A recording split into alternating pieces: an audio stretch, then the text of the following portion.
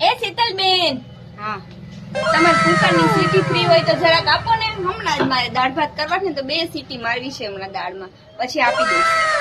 Free હોય તો આપો ને. બોલ, હમણાં જ મેં તો મોલ માંથી લીધું તું કુકર. હા 4 મહિના નથી થયા તોય પણ સીટી બગડી ગઈ. બોલો શું કરવું?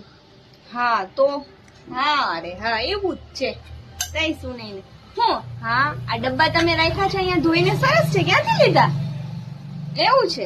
લે બોલ, બુધવારીમાં જઈ એવા મને કીધું એ નહીં તમે.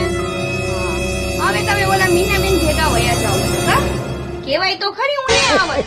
મારે થોડોક ઘરનો સામાન લેવો તો શું નહીં ને. સારું સારું, ભલે કાંઈ વાંધો નહીં, પાછી હમણાં મોકલી આપું હો ને. હા આપી દો. આવો આવો. શું કયો, રસોઈ થઈ ગઈ?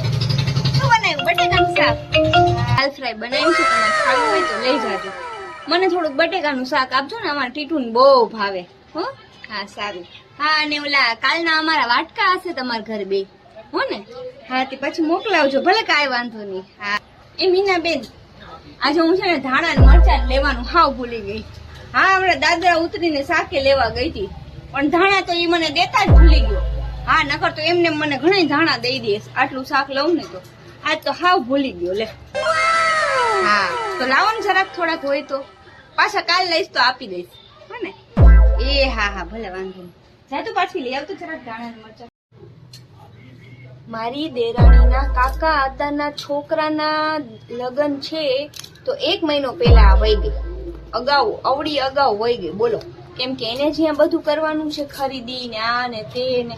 મારી સગી બેનના લગ્ન હતા તો મને 4 દિવસ માટે જવા દીધી. બોલો કેમ કે મારી સાસુ કે ઘરમાં કોણ કરશે, ઘરમાં કોણ કરશે. હું તો આવી તો જાણે નોકરાણી છું, એ લોકોનું બધું મારે જ કરવાનું છે. આપણે તો કઈ જીવવાના જ નથી, આપણે કઈ જિંદગી જ નથી. બોલો અને અત્યારે એને તો કોઈ કેતું નથી. મહારાણી જેમ કે એમ બધાય હા હા હા હા સારું જઈ આવ. 4 સાડી નવી લઈ દીધી. બોલો અને મને તો અત્યાર સુધી કોઈ દિવસ એક કુર્તી નથી લઈ દીધી. જે કાંઈ પણ લીધું છે એ મેં મારા ખર્ચે લીધું છે. જે કાંઈ પણ આવે છે મારા મમ્મીના ઘરેથી આવે છે ત્યારે થાય છે. બધાય વાર તહેવારમાં બધામાં મારા મમ્મીના ઘરેથી કપડાં આવે છે. બોલો હવે તો હું માનવાની જ નથી. હવે મારા ભાઈના લગ્ન થવાના છે ત્યારે હું પણ 1 મહિનો અગાઉ વહી જઈશ. ખબર પડે નહીં હોય ને તો જ. આપણી કદર ત્યારે જ થાય જ્યારે આપણે હાજર ન હોય ને તો જ.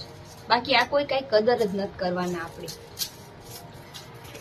હા સાસુ વહુ ને કહેશે કે આ તારું જ ઘર છે, આગળ જઈને બધું તને જ સંભાળવાનું છે, બાગદોડ. પણ જયારે ઘરમાં કોઈ ફેસલા લેવાની વાત આવે ભાઈ સાહેબ, ત્યારે બધા ઘરમાં કોઈ ખૂણા ખાંચામાં બધા કરી જતા અને ખૂણા ખાંચામાં જઈને બધા ફૂસડ. વહુના કાન સુધી વાત ના પહોંચવી જોઈએ.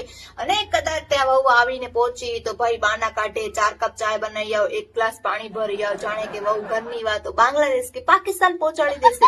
અને આ બધી વાતોમાં સરપંચની દીકરીને બનાવવામાં આવે એટલે ઘરના કાજ કરે વહુ, ઘરના ઢસડા કરે બધી વહુ. અને જયારે નિર્ણય લેવાની વાત આવે ત્યારે સાસરીએથી દીકરીને બોલાવવામાં આવે.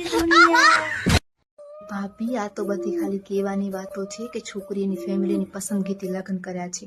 મને બધી ખબર છે, લવ મેરેજ જ છે. આ તો શું દુનિયાને પાગલ બનાવે છે. આપણે શું કઈ ગાંડા છીએ? છોકરી આ ટકલા સાથે જેના સાથે લગ્ન થયા એના સાથે જાતી હતી રાતના 1-2 વાગ્યા સુધી ફરવા. ને પછી ઘરે આવે, ગાડી અમારે અહીંયા ઘર કને સામે ઉભી રહે, અમને બધી ખબર હોય. જોઈને સ્ટેજ ઉપર હી શું અરેન્જ મેરેજમાં આવું હોય?